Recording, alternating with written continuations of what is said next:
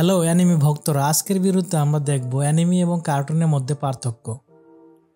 আমাদের অনেকেরই একটি ভুল ধারণা রয়েছে অ্যানিমে আর কার্টুন দুটো একই জিনিস, অথচ অ্যানিমে এবং কার্টুনের মধ্যে অনেক পার্থক্য রয়েছে। শুরুতে আমরা অ্যানিমে নিয়ে কথা বলি।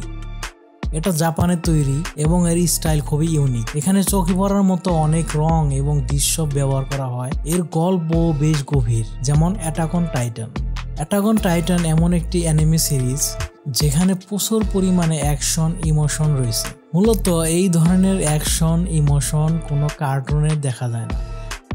অ্যানিমে বড় ধরনের গল্প বলার ক্ষমতা রাখে। অ্যানিমে কোনো ছোট গল্প নয়, এটি অনেক সময় ধরে চলতে থাকে। অ্যানিমে অনেক বড় ধরনের গল্প বলে এবং এটি অনেক দিন পর্যন্ত চলতে থাকে। একটি সিরিজ শেষ হতে অনেক বছর সময় লাগে। অ্যানিমে বড় বড় বিষয় নিয়ে কথা বলে, যেমন জীবনের বড় বড় প্রশ্ন।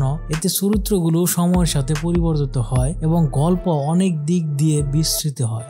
এবার কার্টুনের দিকে তাকাই। এটি মূলত পশ্চিমের তৈরি এবং খুব মজার আর সৃজনশীল, যেমন অ্যাডভেঞ্চার টাইম। এটি একটি হাস্যরস কার্টুন। কার্টুনের প্রতিটি পর্ব মজার আর চমৎকার গল্পে পূর্ণ, কিন্তু আপনি যদি খেয়াল করেন দেখবেন অ্যানিমে এবং কার্টুনের মধ্যে অনেক পার্থক্য। অ্যানিমে মূলত অ্যাডাল্টদের জন্য তৈরি করা হয় অথবা কিশোরদের জন্য, আর কার্টুন মূলত তৈরি করা হয় বাচ্চাদের জন্য। অ্যানিমেতে অনেক adult scene, brutal scene, action, মারকাট, এই ধরনের অনেক সিন থাকে যেগুলো আপনি কার্টুনে দেখবেন না। আর মূলত অ্যানিমেতে অনেক গভীরভাবে অনেক লম্বা সময় নিয়ে একটি গল্পকে পরিচালনা করা হয়। আর কার্টুনে দেখবেন একটি সিরিজ, একটি এপিসোড 20 মিনিটে শেষ হয়ে যায়, আবার নতুন করে নতুন কোনো এপিসোড, নতুন কোনো কাহিনী এইভাবে চলতে থাকে। আর কার্টুনের থেকে আপনি শিখার মতো তেমন কিছু পাবেন না, কিংবা বাস্তবতার সাথে মিলবে এই ধরনের কিছু পাওয়া যায় না।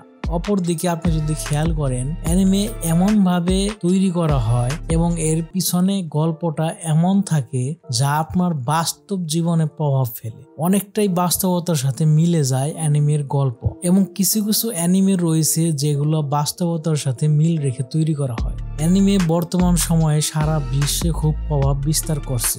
আস্তে আস্তে আমরা দেখতে পাচ্ছি কিশোর কিশোরীরা অ্যানিমের দিকে ঝুঁকছে। অপরদিকে কার্টুন দ্রুত হাস্যরস দেয় আর সহজে আনন্দ দেয়। এটা সাধারণত ছোট গল্প নিয়ে চলে, যা দেখে দ্রুত মজা পাওয়া যায়। পরিশেষে আমরা এতটুকুই বলতে পারি, anime far far greater than cartoon. অ্যানিমের ধারে কাছেও কার্টুন নেই, আর অ্যানিমে মূলত বাচ্চাদের জন্য নয়। তবে কিছু কিছু অ্যানিমে রয়েছে যেগুলো বাচ্চাদের জন্য তৈরি করা হয়, যেমন ডোরেমন। বেশিরভাগ অ্যানিমে, যেমন শোনেন অ্যানিমে, এগুলো তৈরি করা হয় কিশোর কিশোরী, টিনেজার, অ্যাডাল্টদের জন্য। আর এর গল্পগুলো অনেক গভীর। কিছু কিছু অ্যানিমে আছে যা বোঝাও অনেক কঠিন, যা বুঝতে গেলে আপনার ব্রেন খাটাতে হয়। ঠিক এরকমই একটি অ্যানিমে ডেথ নোট। এই অ্যানিমে বাচ্চা পোলাপান বুঝতে পারবেন।